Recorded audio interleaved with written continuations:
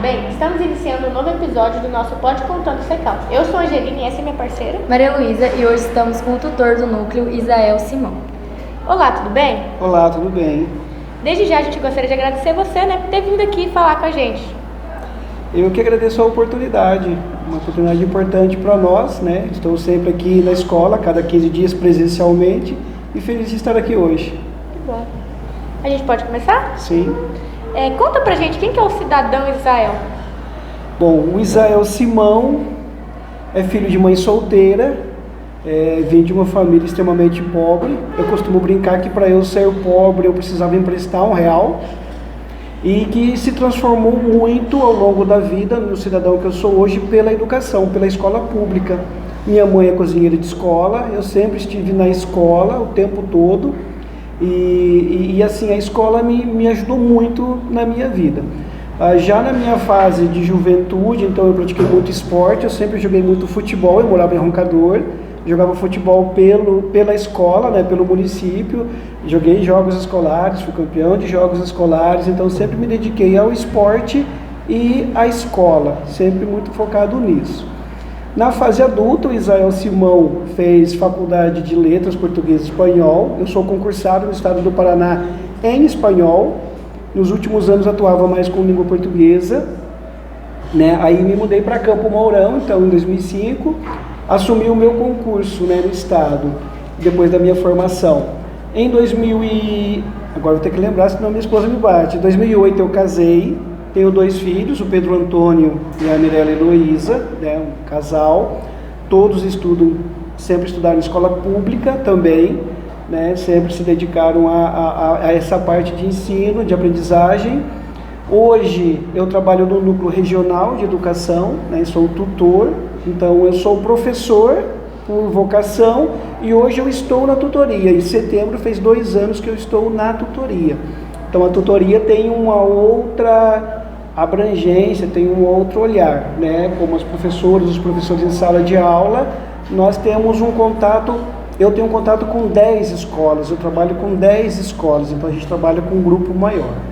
O Isael Simão hoje é essa pessoa, então eu moro em Campo Mourão, professor de língua espanhola, tenho a minha família constituída lá, minha família é de Campo Mourão, meus filhos, minha esposa, e eu trabalho no núcleo regional. A educação formou você?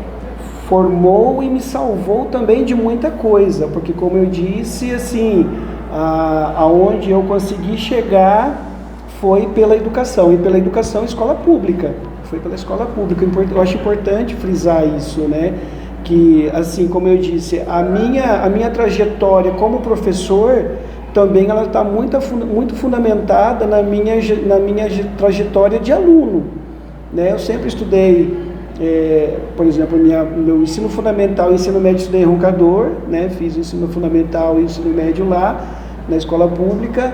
Depois já atuava também como professor no primário.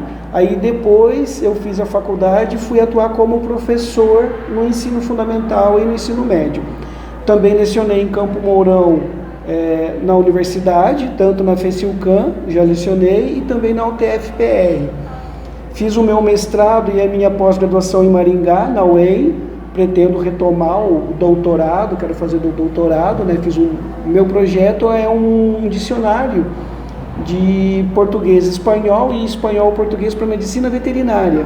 Então, o desenvolvimento do mestrado eu posso concluir e fazer literalmente o dicionário impresso, mas hoje tem muito digital, modo digital eu posso configurar um produto, fazer um produto pela universidade.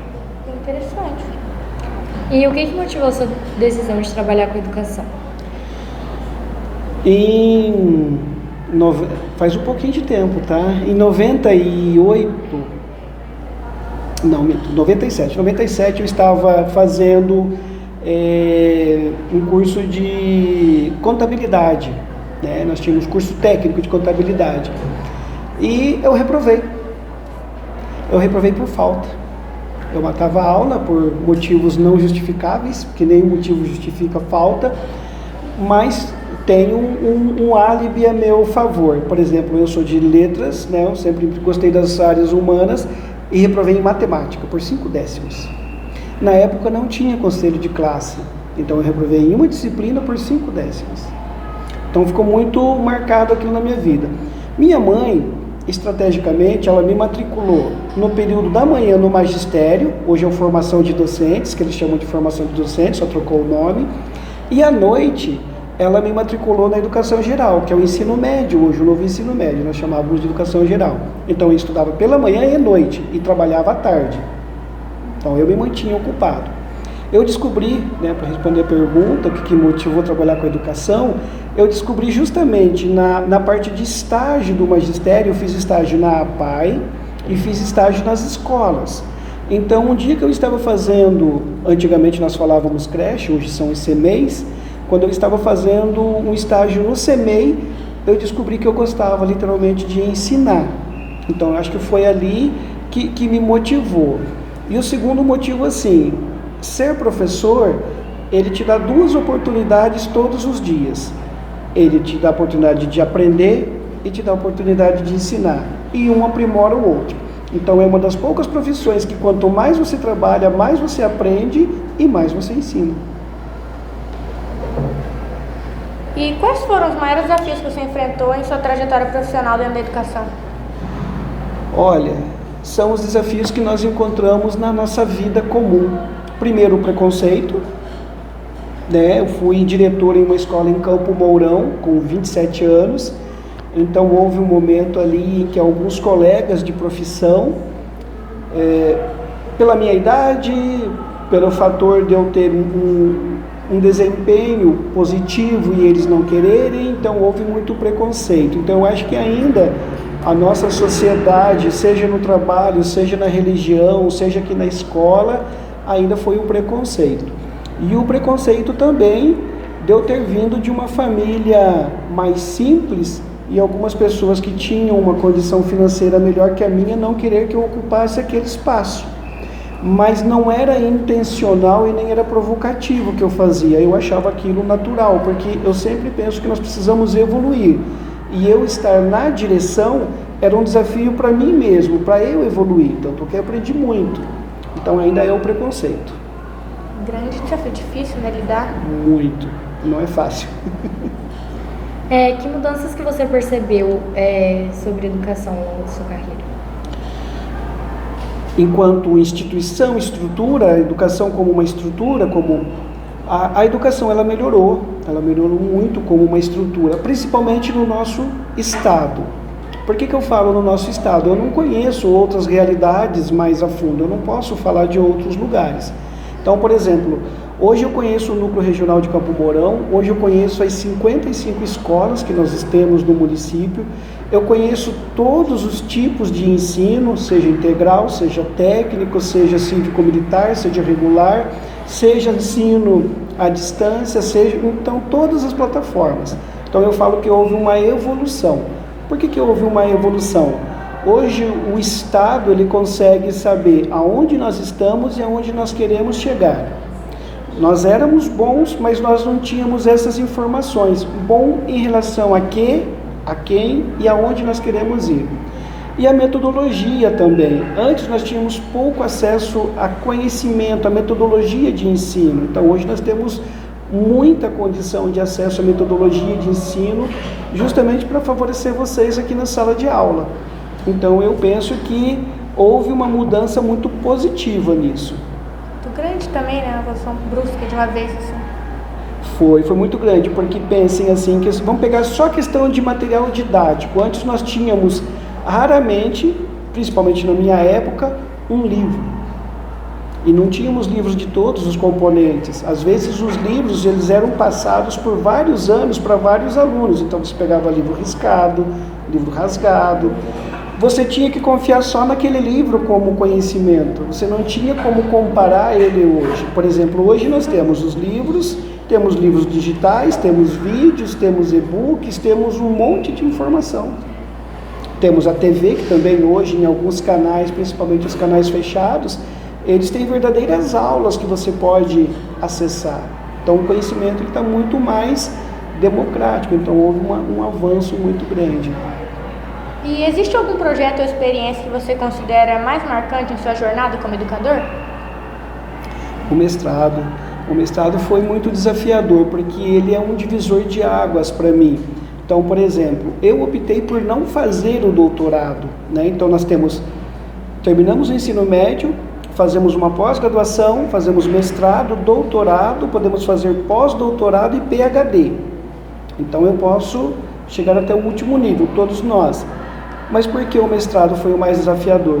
Porque era algo muito difícil e no mesmo ano que eu ingressei no mestrado, nasceu o meu primeiro filho e eu estava na gestão da escola, então foi uma loucura, literalmente, não fiquei doido porque não era outra, assim, tudo sequenciadinho ali no mesmo ano. Passei no mestrado, nasceu o meu filho, comecei como gestor e literalmente não conhecia nenhuma das três coisas. Né? Não sabia o que era ser pai, aprendi a ser pai, é óbvio, a gente aprende no caminho. Não sabia literalmente o que era um mestrado, porque é um nível de estudo mais profundo, é um nível de estudo com maior dedicação.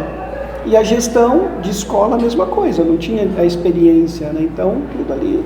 Então, ainda o projeto mais desafiador foi o mestrado, e talvez agora, quiçá, a continuidade, que é o doutorado. Você é tutor aqui do Colégio Campina, uma escola integral, certo? Em sua opinião, quais são as principais competências que a escola integral busca desenvolver nos alunos? Isso que vocês estão fazendo aqui hoje. O protagonismo. Vocês estarem à frente, dominando literalmente o conhecimento. E o conhecimento em todas as áreas.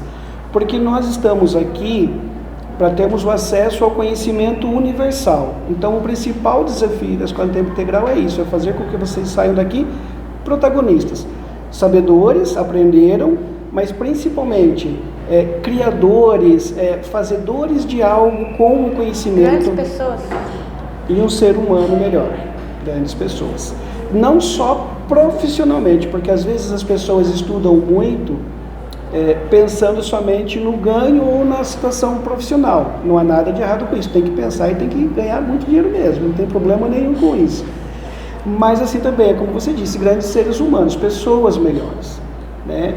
Por isso que eu digo que todos os alunos, eles devem passar pela universidade, não só pelo conhecimento, mas pela experiência de vida que a faculdade dá, que a universidade dá.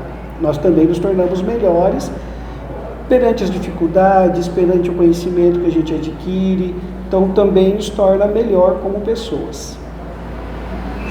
E como que você descreveria seu papel como tutor no núcleo de educação?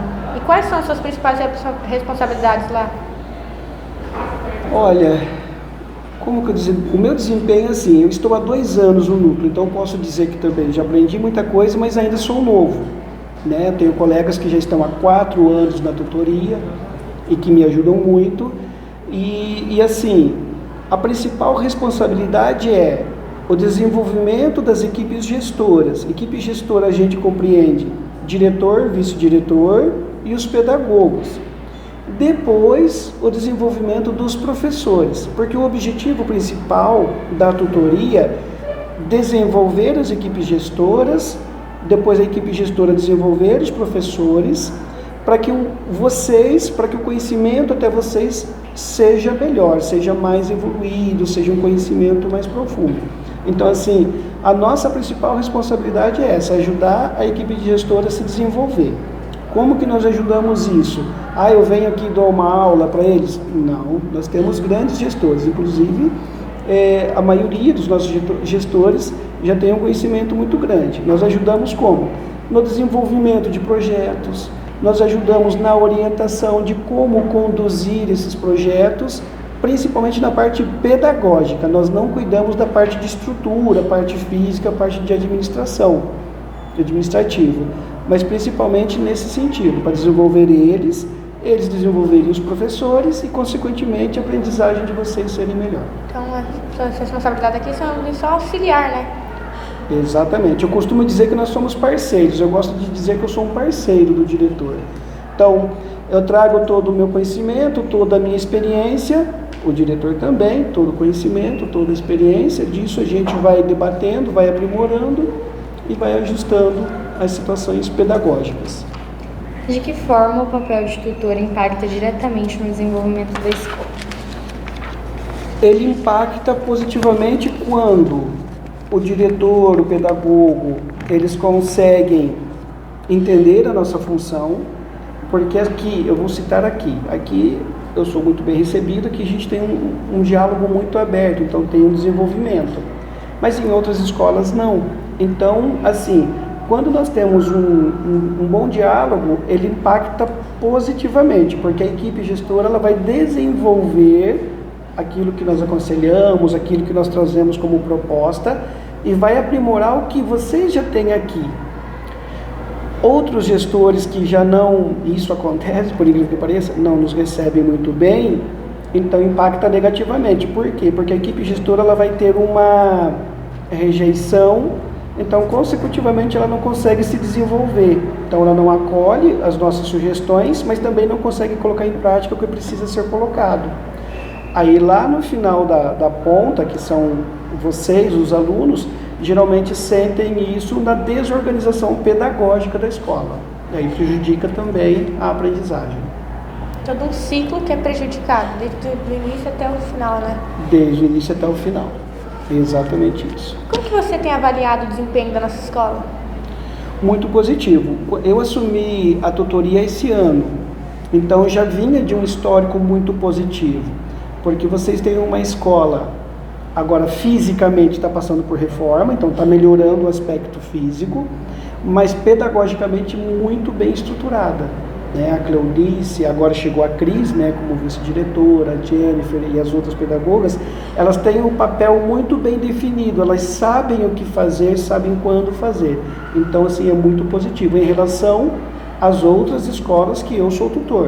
Né? Então, eu consigo fazer essa relação de ser bom, de ter um bom desempenho, com as escolas que eu também tenho como tutor. O que você acha de mais interessante sobre o seu trabalho como tutor? O que eu gosto muito que é conhecer pessoas. Então, por exemplo, terça, quarta e quinta-feira eu não fico em Campo Mourão. Eu tenho escola em 7 municípios. Então, onde eu estava ontem? Em Araruna e Campo Mourão. Hoje eu estou aqui, amanhã eu vou para Mamborê. Então, sempre eu estou com uma rotina diferente nesses dias e com pessoas diferentes. Também com realidades diferentes, então eu consigo perceber todas as realidades que tem. Então isso eu acho muito, muito interessante.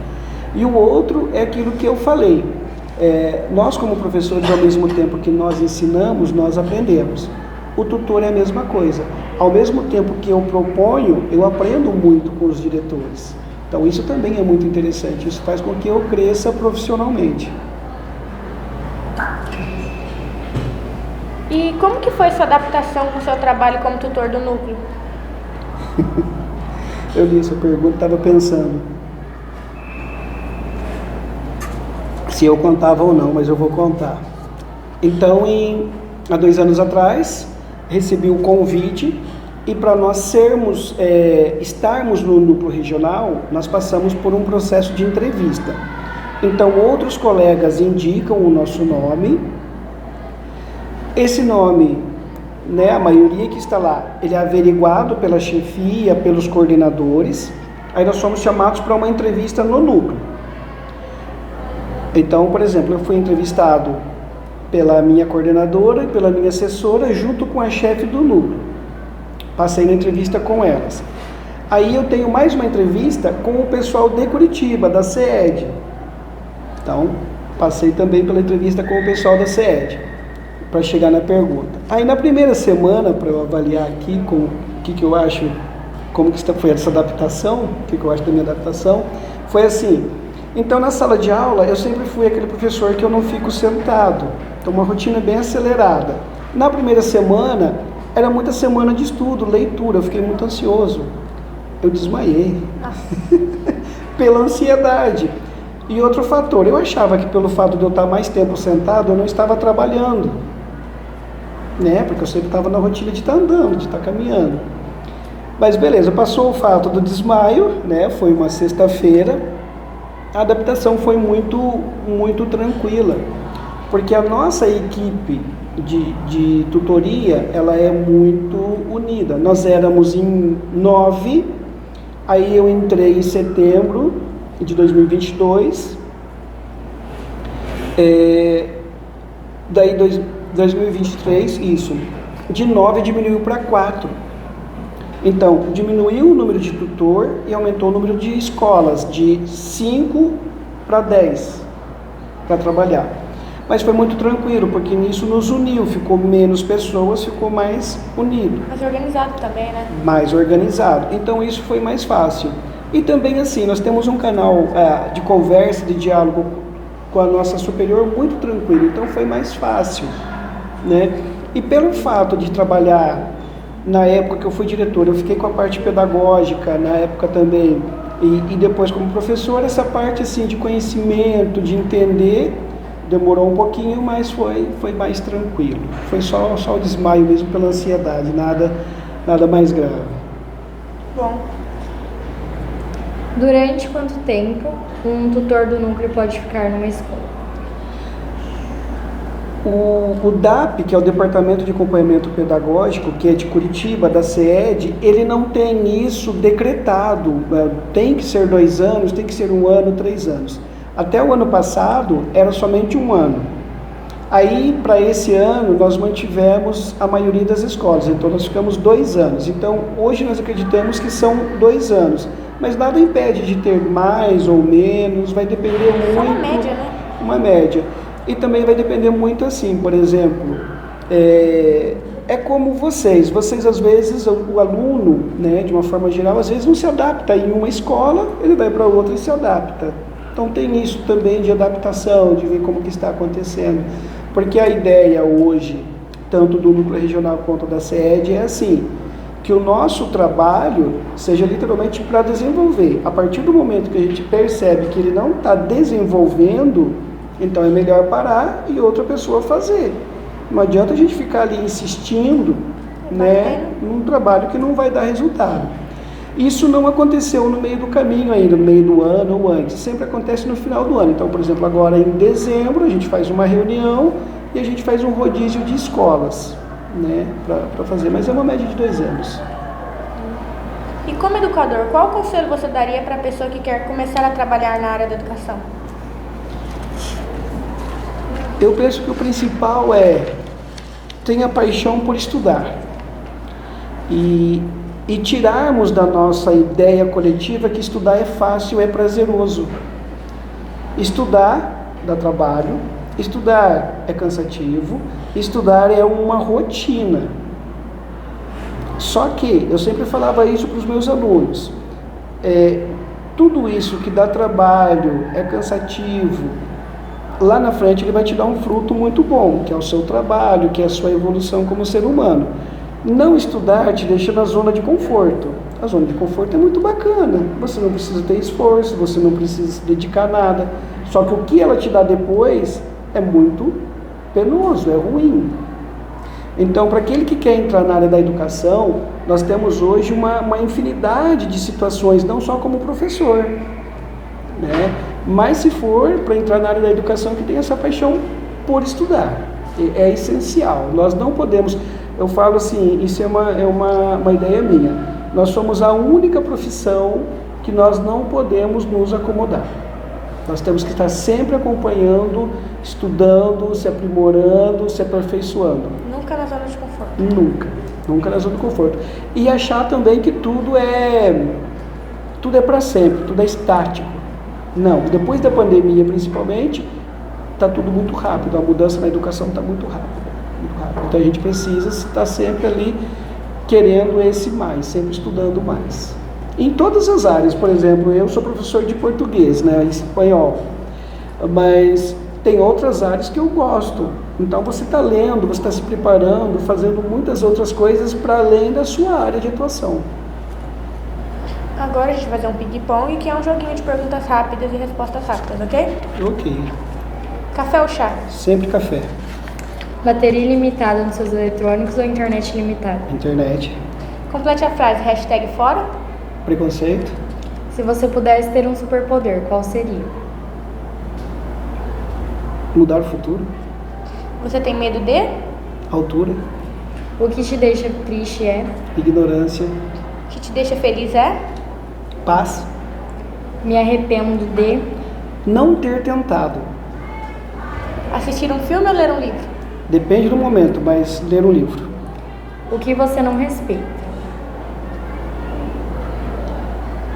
Brutalidade. O que você tem um profundo respeito? A compaixão. Família? Família é a base para tudo. Um livro? Crime e Castigo, de um escritor russo, Dostoiévski. Um sonho? De doce de leite. Não, tô brincando. Conhecer a Rússia.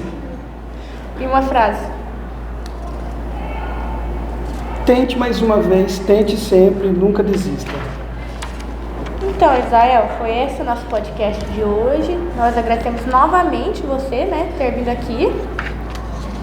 As nossas redes sociais estarão aparecendo aqui embaixo. Foi isso. Tchau.